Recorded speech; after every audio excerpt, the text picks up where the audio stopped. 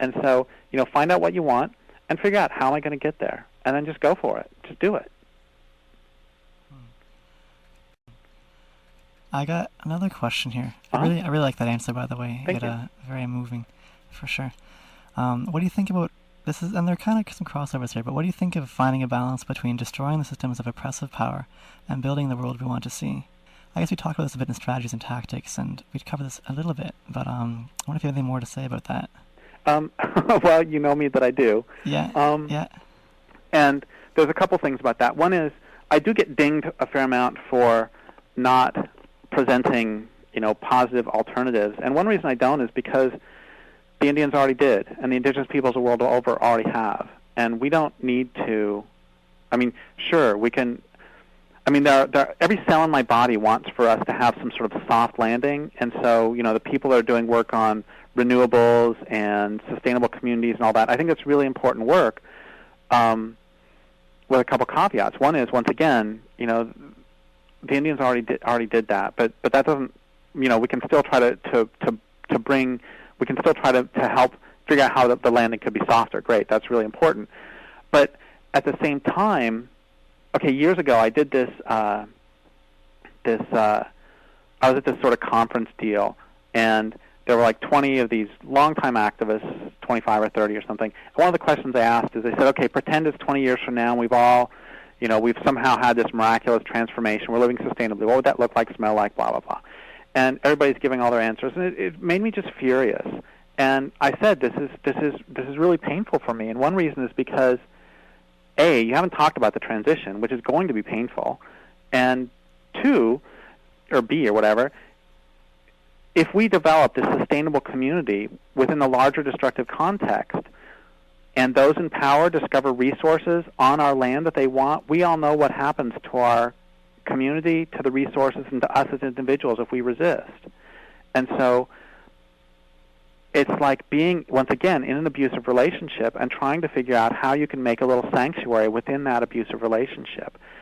Because the dominant culture is insatiable, and it's driven by a death urge. And we, if no matter what good things we develop, it will continue. It doesn't matter if you have this wonderful eco-village on a planet that's entirely toxified. We need to stop that at its root, which is not to say everyone needs to be doing that work, because this is just my proclivity. And if someone has a gift for working in that direction, it's like if somebody's gift is to build straw bale houses, it's like, we need it. We so need it. And if somebody's gift is to, work on peaceful conflict resolution, go for it.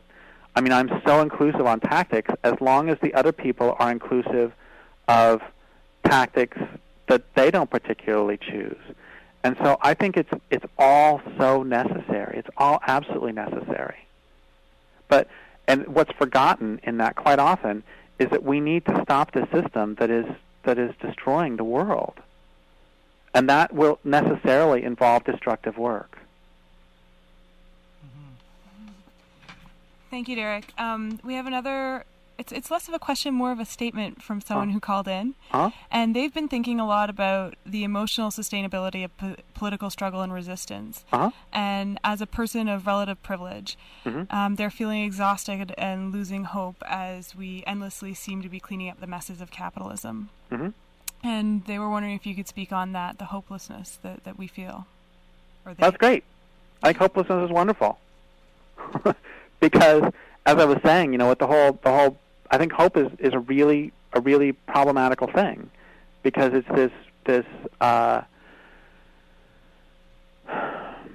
it's an acknowledgement that you have no agency. And what I'm really interested in is agency. And I don't have a problem, by the way, with being a person of privilege and using that privilege, because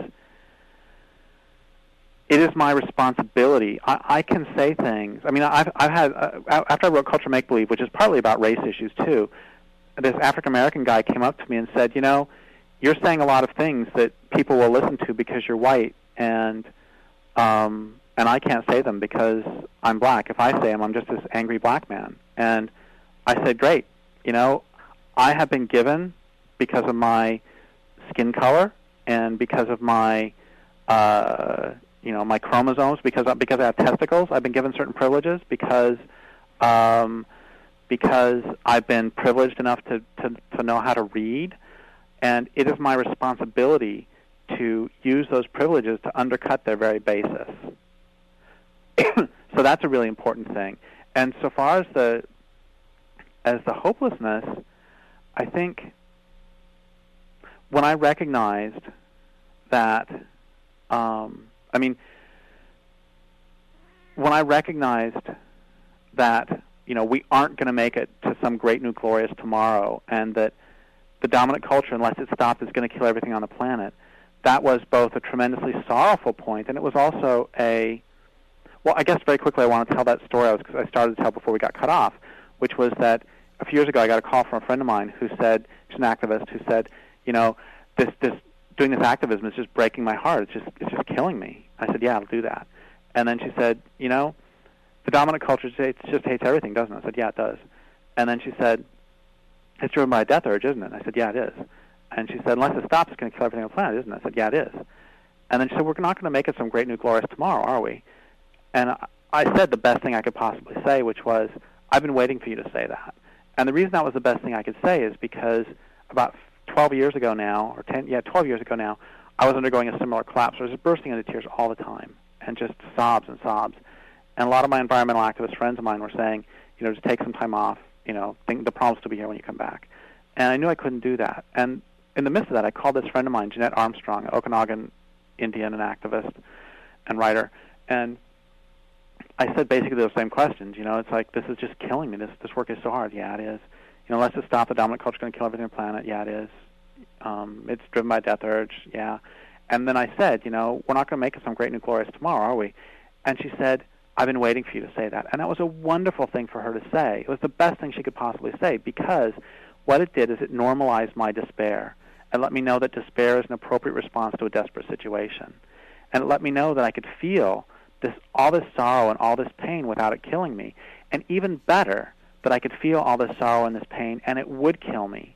And there's a wonderful thing about being dead, which is once you're dead, they can't touch you anymore. You can still sing, and you can still dance, and you can still make love, and you can still fight like hell, but they can't touch you. The logic of the Nazis, of if you do this, then, of co-opting rationality, no longer works. And so once that you dies, the victim you is dead, and who is alive, and the socially molded you is dead, and who still remains is animal you, who is capable of saying yes and capable of saying no, and is capable of loving and hating, and so one of the reasons I'm so big on bashing hope is because I want to get rid of all of those externally imposed hopes, because then when you see a weed coming through the sidewalk, and when you see tree roots, ripping up the asphalt, then you can know, yes, this is real. Because when you see something that's positive, once you're dead that way, once you've given up on the system, then you can start to see. See, that's part of the deal, is these false hopes bind us to unlivable situations, and they blind us to real possibilities. And once you've just ruthlessly eradicated those false hopes, when you do see positive things, you can have a better idea that they come from you and from the planet, not from the culture, not from the oppressive system. And so what I would say to somebody who's fighting that despair is, if you have it's really, really, really important to have a strong support system. If you're all by yourself, then all bets are off on this. But if you have a strong support system around you, because it's like I say, I don't want to have to revisit Civilization is Bad 101 every time I open my mouth. I don't really have any friends who don't recognize how bad things are, and who aren't trying to do something about it. And so if you have that supportive system around you, it's okay to collapse, because it won't kill you, and you'll come out on the other side. The central metaphor of this entire planet is death and rebirth. We all die and are reborn. And one of the things that has to happen for us to effectively resist is that victim has to die. And the socially molded us has to die so that this other being can be born. Does that make sense? Makes sense to me. Also, I see you saying there that our society is really afraid of sadness, and yeah, I feel that by being sad, that can also be really amazing too. Absolutely, being sad over things that really make you sad. I mean, how strange is that? And being happy over the things that make you happy. I have a question for you from Rade, who's been really generously answering the phones and writing down the questions for us today. And he asks, do the notions of economy and economics inherently alienate us from our surroundings? Do the notions of economy and economics inherently alienate us? Mm-hmm. I think that we can say that definitely within a capitalist system. I'm hesitating because, I mean, I've had lots of discussions with John Zerzan, I mean, whose work, of course, I respect tremendously, about the whole question of how deeply numbers alienate us. And, I mean, I recognize that as soon as I say there are 10 cats, I am no longer perceiving those cats as individuals. And so on that level, I think that economics and mathematics is inherently alienating, and that doesn't alter the fact that I think that within, and I could change my mind on this, but it doesn't alter the fact that within that it, I mean, just like any tool can alienate you from the object you're using that tool around. I mean, if I dig with a shovel, that I'm sort of alienated from the experience of scrabbling my hands through the dirt, and it's a question of what you want. If I want to, if I want to dig in the dirt, I mean, if I want to have a hole, then a shovel is going to be more handy than a hand. But if I want to feel the experience of what the dirt feels like on my hands, then obviously the shovel will alienate me. And I think the same thing is certainly true for intellectual tools, which would include economics. That, and I want to be really clear, on the large scale, of course, it absolutely does nothing but alienate people. On large scale economics is evil. I'm just saying on a you and I have a discussion of, we're going to make an exchange where you give me a it's not a theoretical example, my mom, I took my mom out to lunch the other day, and partly that's, let's say it's not really economics though, because that's building relationship. Because I mean, usually if we eat together, she usually provides the food, and so I thought it was actually good for building relationship to actually provide the food once in a while. And my point is that I guess that takes it out of economics, because if I'm thinking of this as a simple exchange, I will take you to lunch today, and you will, cook me some food tomorrow, then that's a different thing than if I'm doing it in the spirit of relationship. Does any of that make any sense? Yeah, that makes a lot of sense to me.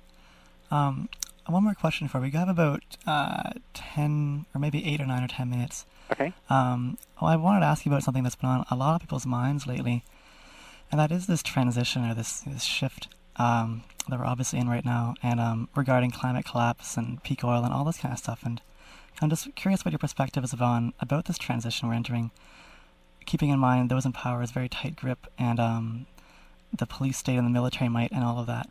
What kind of things do you foresee for yourself and for this general culture? I guess what's going on with this transition? Well, I'll tell you the thing that scares me the most. The two things that scare me the most, probably second most, is global warming. That really, really scares me a lot. And the second thing, I guess that's the second thing. The first thing that scares me is that those in power will do anything to maintain their power, and they will do anything to not let their perceived control slip. And I have absolutely no doubt that those in power would blow up the world before they would allow their power to be diminished. And so the thing that scares me more than anything is, I mean, it's what Hitler tried to do with Germany. When the war was lost, he was going to destroy Germany. And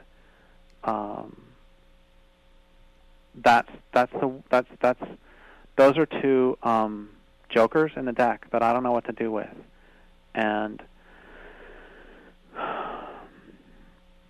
so those scare me a lot. And apart from that, setting those aside, because that's one of the things we really, really, really need to recognize is that this is a psychopathological system, and those in power are individually and certainly collectively psychopaths.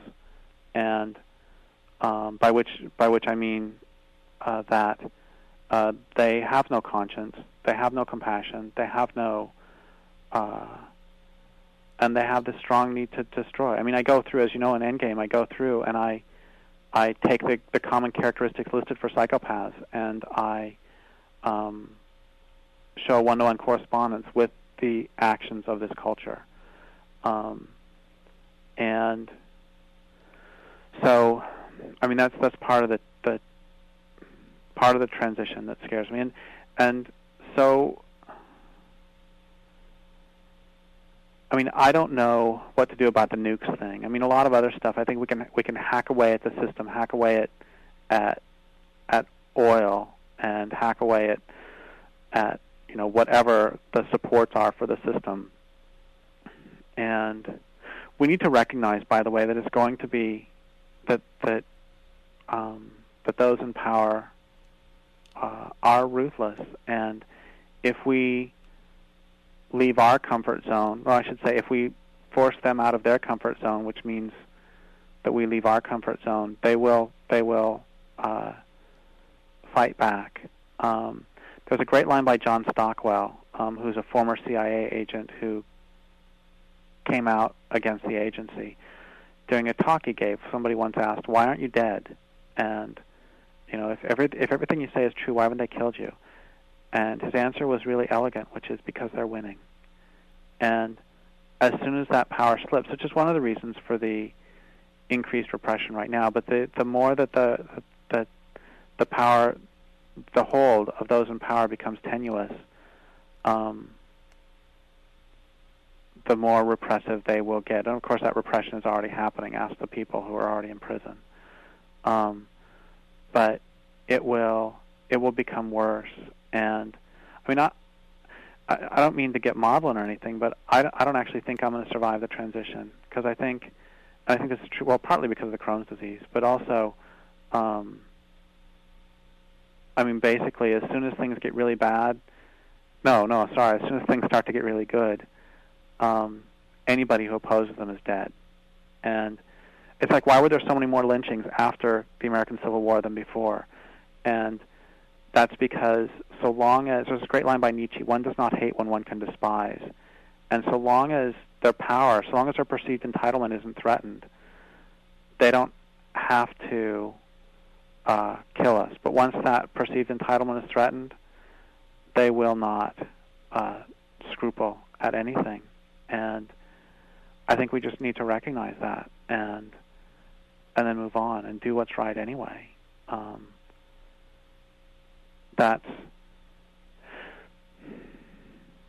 I keep wondering why the planet hasn't thrown out some disease that's just killed us all. I keep wondering what it's waiting for.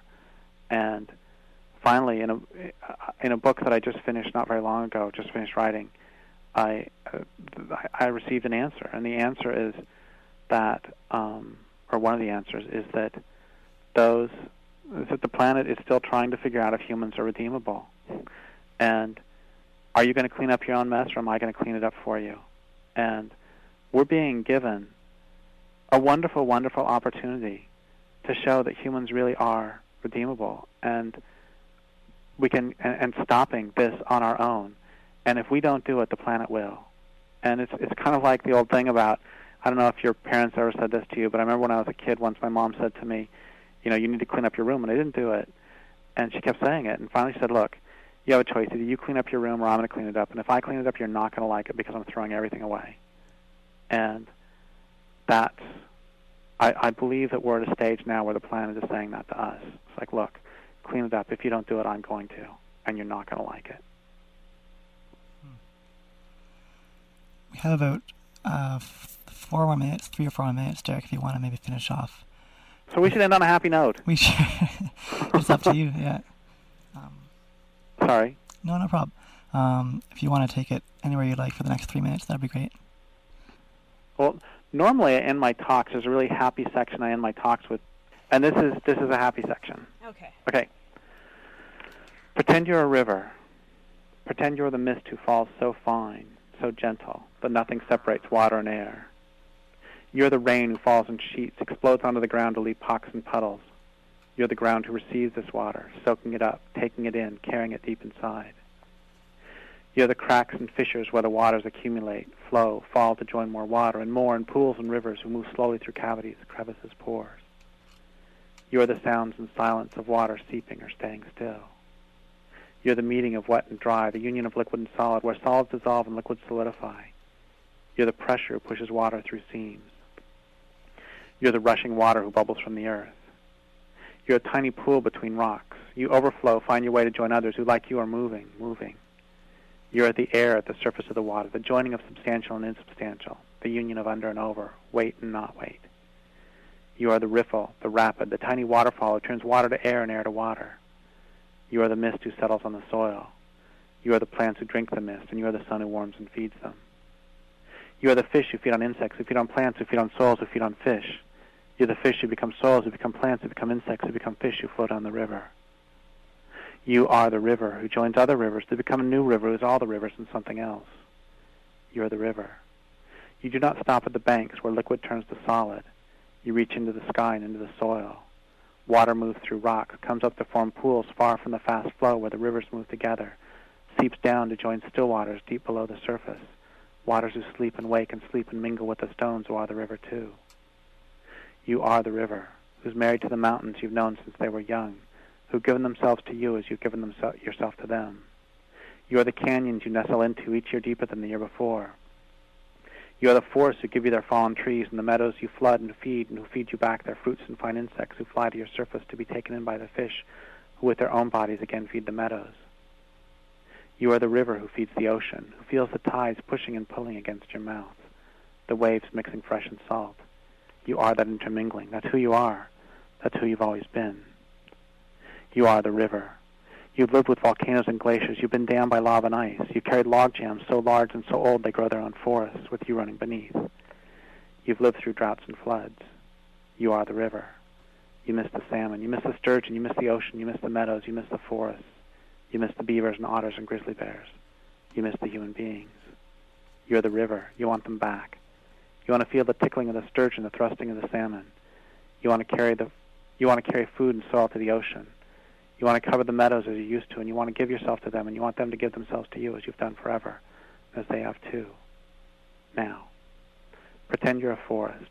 You're the bark of trees and the hairy moss who hangs from them. You're the duff who becomes soil, who becomes trees, who becomes seeds, who becomes squirrels, who become owls, who becomes slugs, who become shrews, who become soil. You are the trees who cannot live without the fungi, who cannot live without the voles, who cannot live without the trees.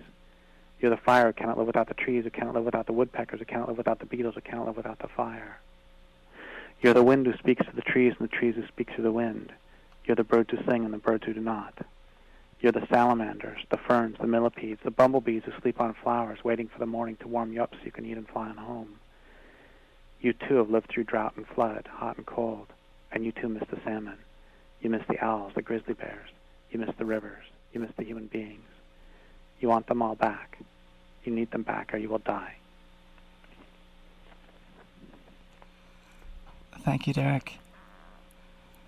That's a beautiful note to end on, and I can't thank you enough for sharing everything that you're doing and for doing the work you're doing. Well, thank you very much for the work you're doing. Yeah, deeply appreciated, and glad to know you're out there. Well, glad to know you're out there too. Mm-hmm. Thank you, Derrick, and to your cat for joining us today for your interview. Oh, thank you. Yeah, and have a beautiful day. I'll be in touch with you again. Bye. Okay, bye.